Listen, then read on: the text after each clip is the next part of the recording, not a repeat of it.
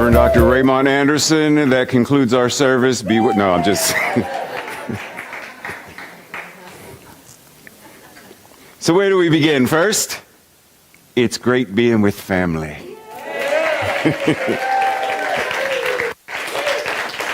Good to see so many bright and shiny faces. Y'all probably going to get mad at me in a second, so let us breathe.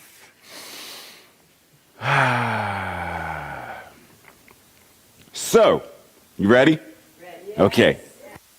Raise your hand. This is the part where I say you're probably going to get mad at me. Raise your, because we're starting off with questions.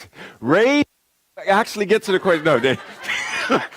So, scale of 0 being absolutely none, and 100% being 100%.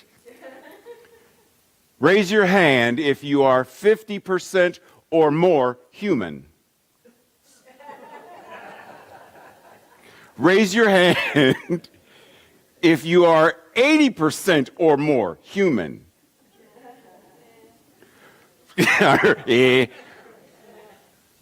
5 to 10? Exactly. 90 to 100? Okay. When was the last time you went to your primary care physician and they did the tests, the scans, and they were like, oh my goodness, Renee, you're 10% cat. Doesn't happen, right? Like, you'd be like, wait a minute, I need a new physician. We don't question our humanity. We know it's what we are. Plain and simple. But when it comes to our divinity, that's a whole different ball of wax. So the question of to be or not to be is not really the question. Because we already are. It's not to be, like no one wakes up Monday morning and says, to be or not to be human today. That is the question. Today I shall meow. Like there's a special place for folks that just saying. So like what's the issue? Like, do we really sit down and get to the nitty-gritty of, so what's the thing? Ritu said when we did who is the light of God? What did it say? We are. Okay, so wait, Linda, wait. Wait, because I think I know where you're getting ready to go. So if we are. It doesn't say, we do the light of God. It's not what it said. We are the light of God. Okay, so in meant. Little word in there. In light. We are the of God. Okay.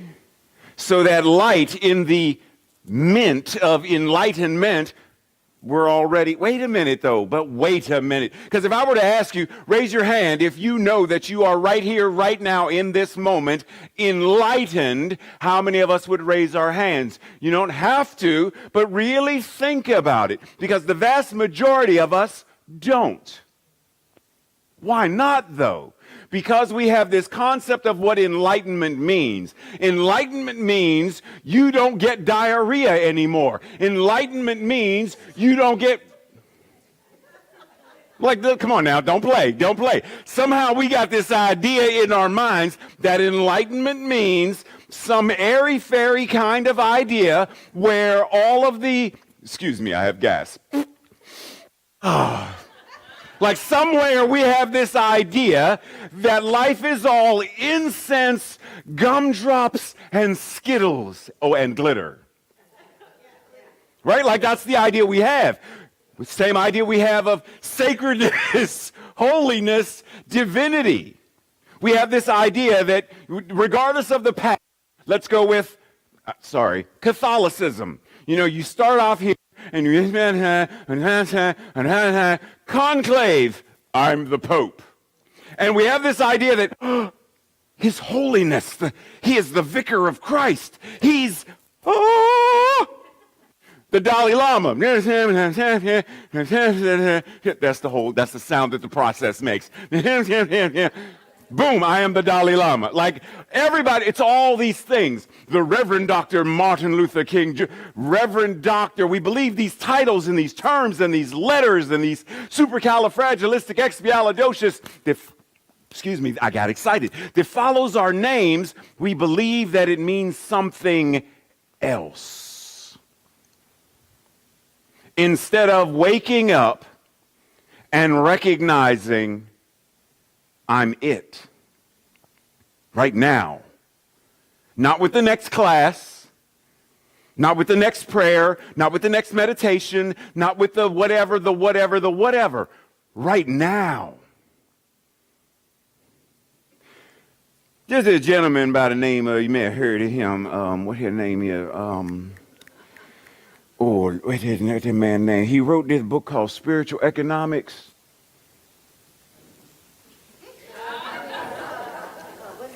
Eric, thank you, Eric Butterworth. He says, God, and I'm paraphrasing, didn't in the past, God is not right now creating. God no, God is creation itself. And what it is, you are. Pythagoras said, know thyself, and you will know both the universe and God. To thine own self be true. Okay. Where is the Christ? Because once again, we have this idea that the Christ means Yeshua, who walked the earth at such and such time and said, so anybody got 2 sardines and some Ritz crackers? I need to feed all these people. Like somehow we have this idea that it's Him versus the Christ is the presence. And the presence is, let's go back to what Ritu shared with us. The presence, what did it say? We are the presence of God. And wherever we are, and all is well. Why aren't we living that then? Like, why do we go back to so many questions about? Because we stand in this state of judgment and comparison. We compare ourselves to those terms that we think mean sacred and holy and all that stuff. Instead of, no, I'm sacred and holy even when I'm constipated. Okay, fine, I'll speak for myself. Like even when life is not pleasant, it doesn't change our divinity. Even when we cannot manage our checkbooks, we can't remember the lady that wore green that said I wrote notes and I know her. Oh man, I can't think of her name. See, that just goes to show you that I'm no good. We do things like that. Because we forgot Ann's name, we think that somehow that means, there's a I'm sorry, y'all, I'm going to sit. Okay, I'll sit here. It's my impersonation of God. Let me look into the great book of, God has greater balance than that, though. Let me look into the great book of, oh my, Renee forgot Anne's name. Gabriel, you know what to do with her. Like, we have this idea that somehow there is something, somewhere, someone judging us when we mess up. Long time ago. Anybody remember the cartoon Pogo? Comic strip Pogo? Indelibly in my mind, it is seared in my mind. I remember this one page that said, we have seen the enemy and it is us. We have seen the enemy and it is us. We are the ones who till we bleed. We are the ones that condemn ourselves. Because no matter what someone calls any of us, Linda, you know what? You're probably the tallest pink flamingo I've ever seen in my life. And we laugh because it's ludicrous. But when someone calls us stupid, or ugly or fat or worthless or no good or whatever, is there a hole for that peg? Is there a place where that insult lands in the soul of our consciousness, and then we tend so that it grows? And then whatever the bitter fruit that comes from the...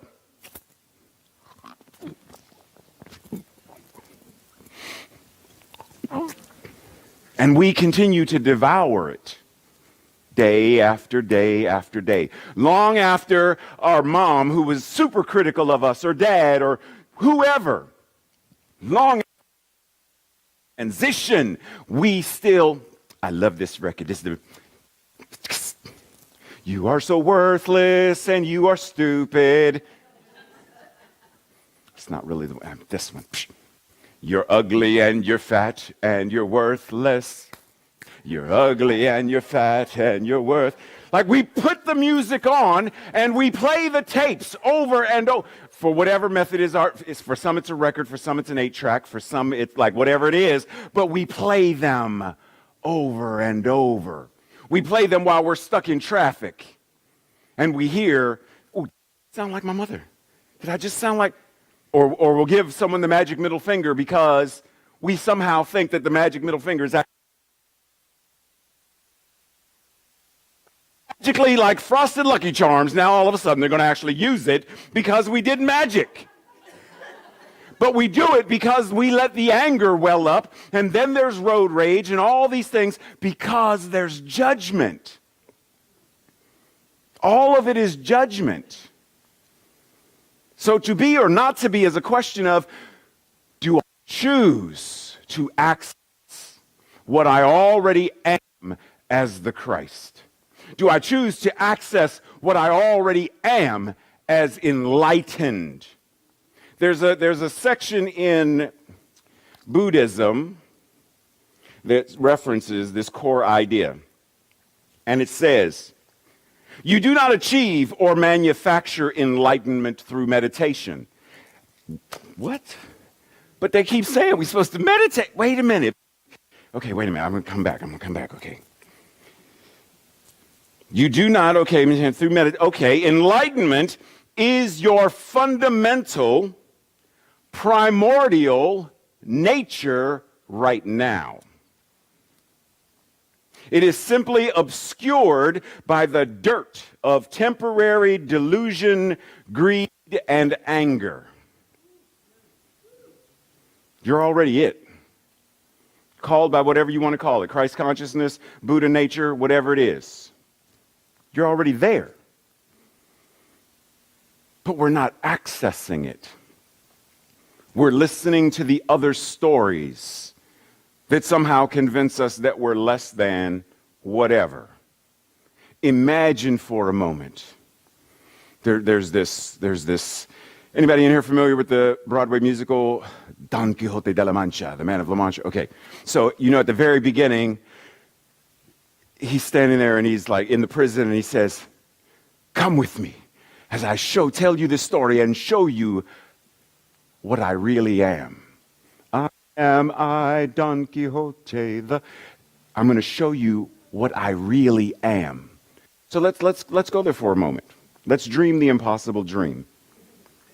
Imagine for a moment that you saw yourself for the beautiful being that you are.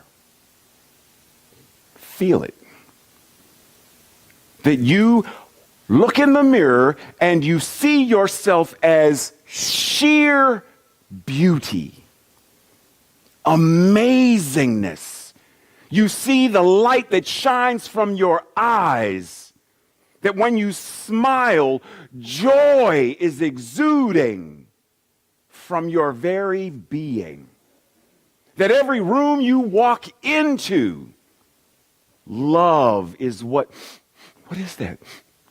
Ritu, what is that perfume? It's love. That's the aroma that comes off of us, comes off of you.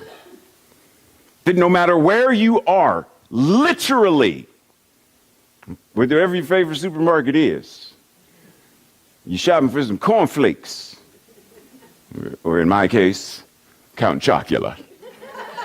And that's neither here or there. We'll talk about that later. Just saying. And it's not because I'm black, so. Just saying. Wherever you are, God is. And all is well. Which means you, by your very presence, have the ability to walk into a space where there is conflict, and through your recognition of truth, like Yeshua, you tell the storm to be still. And it is. By your presence, by your word, by your being the truth. Because, see, we put our power in the hands of others. The religious, the holy, the sacred, that thing. Others. But if we want peace on earth, goodwill to all, are we willing to be the peace? In order to, I send my peace over the sea, into the heavens, into DC. I send my peace, the peace that knows I am the light of God, I am the love of God, I am the power of God, I am the presence of God. I send that peace everywhere there is a politician. I send that peace to countries I may never visit that need peace right now. I send that peace to every unhoused person. I send that peace to every child that doesn't know where their next meal is coming from. I send that peace to every person who is struggling with an addiction of whatever kind, be it fentanyl, be it opium, be it depression and anxiety. Whatever the addiction, I send that peace to all. What happens in the world when we walk that way? When we are willing to show up that way, to that degree. And I'm not even, just in our own lives, can you imagine waking up tomorrow morning and you're, I am the light of God. Come on now, let's get it started. Like you start your Monday, because we got this thing where Monday is like, it's Monday. It's Monday. Monday. Except for those who are lucky enough to be retired. And it's like, every day is a Saturday for me. We ain't talking about you, my sister. Because see, my sister Tracy, now that she's retired,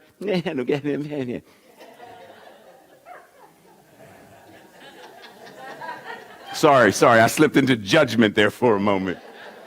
Right? But we have this idea that Monday means something. Monday means what we make Monday mean. So why not make Monday morning a day of celebration? Monday morning, Tuesday morning, Wednesday morning, Thursday morning, Friday, every day is a morning of celebration. Even when there is sadness. So a lot of you do not know, because you're not on Facebook, that a couple of weeks ago, June 3rd, my oldest son died. And it was the day after his birthday. June 2nd was his birthday. He died June 3rd. The thing that I am in right now is called grief. And it is grief to the degree where several days I have reached for my phone to text him. And then I remember. But I still know what I am. I know what he is. So in there, both and. Both and. Being sad, feeling sad, grieving doesn't change the truth of what I know myself to be, what I know my son to be. It doesn't make the pain any less. It doesn't make the tears somehow fall gentler onto the pillowcase or wherever it is that they may be falling. It doesn't change any of that. If anything, it gives it a completely different something where it's like, yeah, but I also know that he's not gone. Even though he's gone, I can't give him a hug the way I used to. I can't sit down and have conversation the way I used to. but I know he's not gone. I trust, I believe that he is not gone. Both and. So this ability for us to embody the Christ, the Buddha, to embody the nature of, to embody everything that New Thought, everything that Unity teaches about, I am creation itself.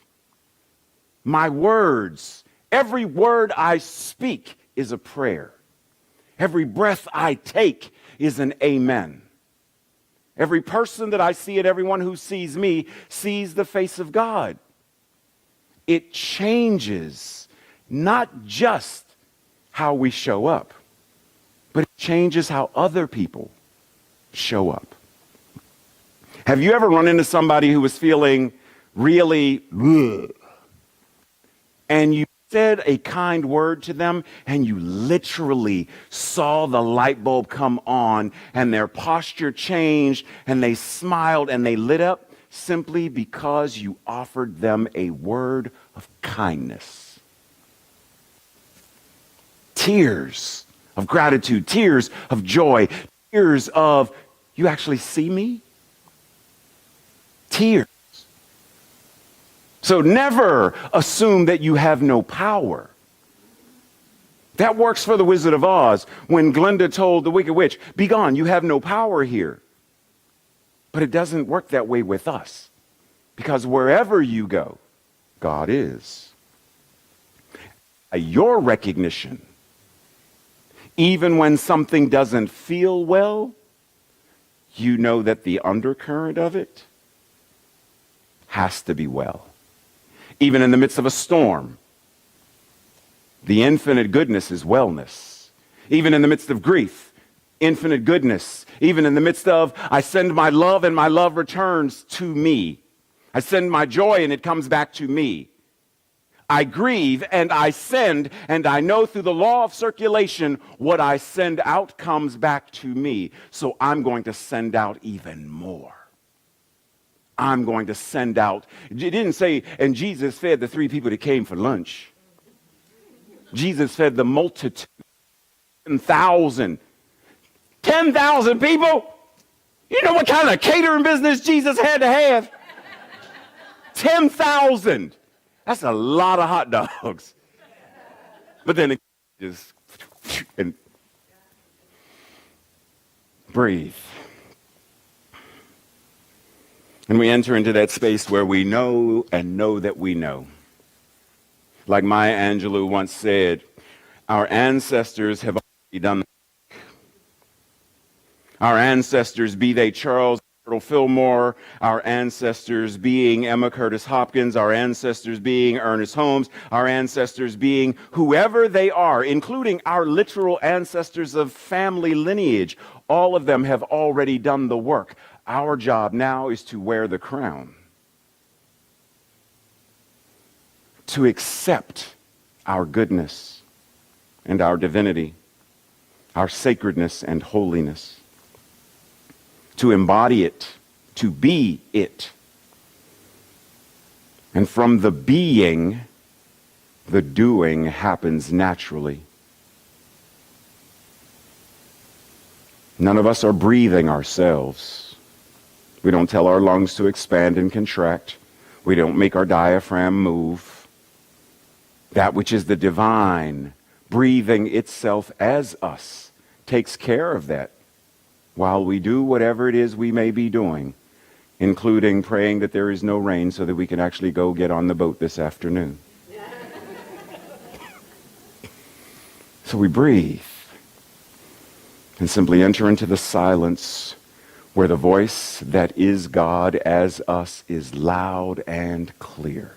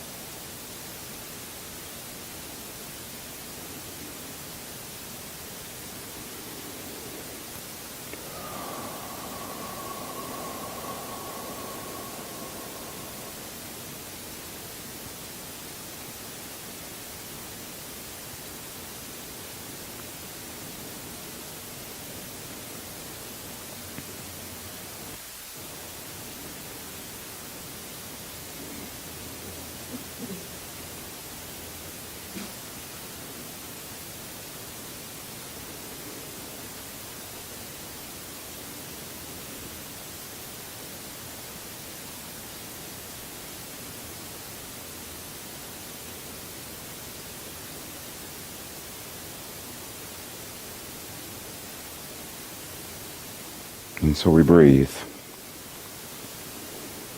And as I said before, recognizing that every breath is our amen. Every word a prayer. Every act of service a devotional. That everything we do is the activity of the divine happening in, through, and as us. There is no getting away from it. There is simply our allowing the dirt to obscure our recognition of it. Just as Buddha means awakened one, we are awake. And being awake means it's time to live. And so it is.